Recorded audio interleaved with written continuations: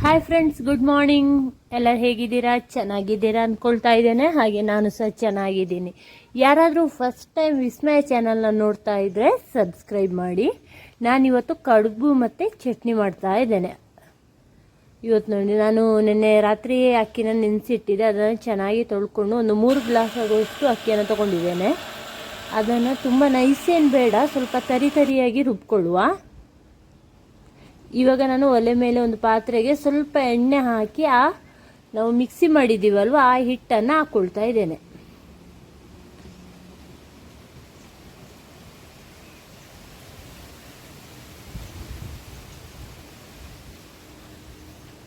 ಇದು ಒಂದು ಒಲೆ ಮೇಲೆ ಒಂದು 1/4 ಗಂಟೆ ಬೇಕು. ಅದು ನೀರೆಲ್ಲ ಆವಿಯಾಗಿ ಹಿಟ್ಟು ಗಟ್ಟಿ ಆಗ್ತಾ ಬರಬೇಕು. ನೋಡಿ, ಇಲ್ಲಿ ಗಟ್ಟಿ ಆಗ್ತಾ ಇದೆ. ಇದಕ್ಕೆ ರುಚಿಗೆ ತಕ್ಕಷ್ಟು ಉಪ್ಪು ಸಹ ಹಾಕ್ಕೊಳ್ಳಿ.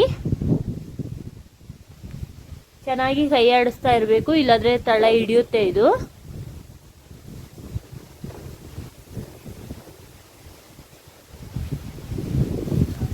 ಇದು ಸಾಕು ನೋಡಿ, ಗಟ್ಟಿ ಆಗ್ತಾ ಬಂದಿದೆ ಇದು ಹಿಟ್ಟು.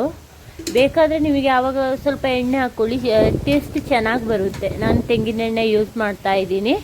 ಕಡುಬು ತಿನ್ನುವಾಗ ಟೇಸ್ಟ್ ಚೆನ್ನಾಗಿರುತ್ತೆ, ಆ ಎಣ್ಣೆದು ಫ್ಲೇವರ್ ಸಿಗ್ತಾ ಇರ್ತದೆ. ನೋಡಿ, ಇಷ್ಟು ಗಟ್ಟಿಯಾಗಬೇಕು ಹಿಟ್ಟು. ತುಂಬ ಬಿಸಿ ಬಿಸಿ ಇದೆ. ಕೈ ಹಾಕ್ಲಿಕ್ಕೆ ಸಾಗ್ತಾ ಇಲ್ಲ. ಕೈನ ಸ್ವಲ್ಪ ನೀರು ಹಾಕ್ಕೊಂಡು ಹಾಗೆ ಬೇಗ ಬೇಗ ಕಡುಬು ಮಾಡಬೇಕೀಗ.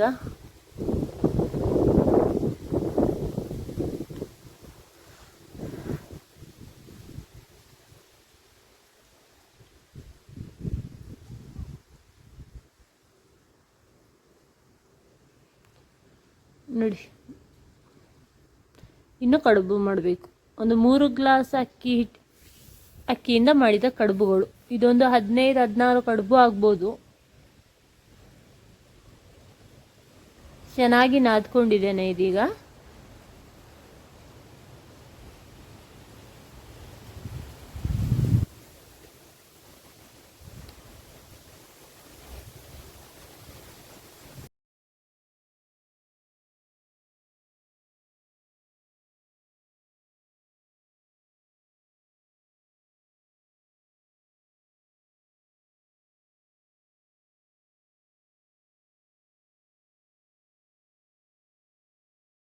ಇಲ್ಲಿಗ ಚಟ್ನಿ ಮಾಡಲಿಕ್ಕೆ ಗಾಂಧಾರಿ ಮೆಣಸು ಎಷ್ಟು ಬೇಕು, ನಿಮಗೆ ಖಾರ ಎಷ್ಟು ಬೇಕು ಅಂತ ನೋಡಿ ಅಷ್ಟು ಹಾಕ್ಕೊಳ್ಳಿ. ಈಗ ಇದಕ್ಕೆ ತೆಂಗಿನ ತುರಿಯನ್ನು ಹಾಕ್ಕೊಳ್ತಾ ಇದ್ದೀನಿ.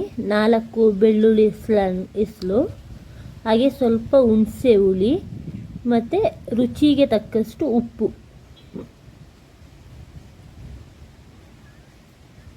ಇಷ್ಟಾಕಿ ಚೆನ್ನಾಗಿ ಮಿಕ್ಸಿ ಮಾಡಿಕೊಂಡ್ರೆ ನಮ್ಮ ಚಟ್ನಿ ರೆಡಿ ಆಗ್ತದೆ. ಈ ಸೈಡ್ ನಮ್ಮದು ಕಡುಬು ಸಹ ರೆಡಿಯಾಗಿದೆ ನೋಡಿ. ಬಿಸಿ ಬಿಸಿ ಕಡುಬಿದೆ. ಈಗ ನಮ್ಮ ಕಡುಬು ಜೊತೆ ಚಟ್ನಿ ಸಹ ರೆಡಿ. ಟ್ರೈ ಮಾಡಿ ನೋಡಿ ಹೇಗಾಯಿತು ಅಂತ ಕಮೆಂಟಲ್ಲಿ ತಿಳಿಸಿ. Thank you.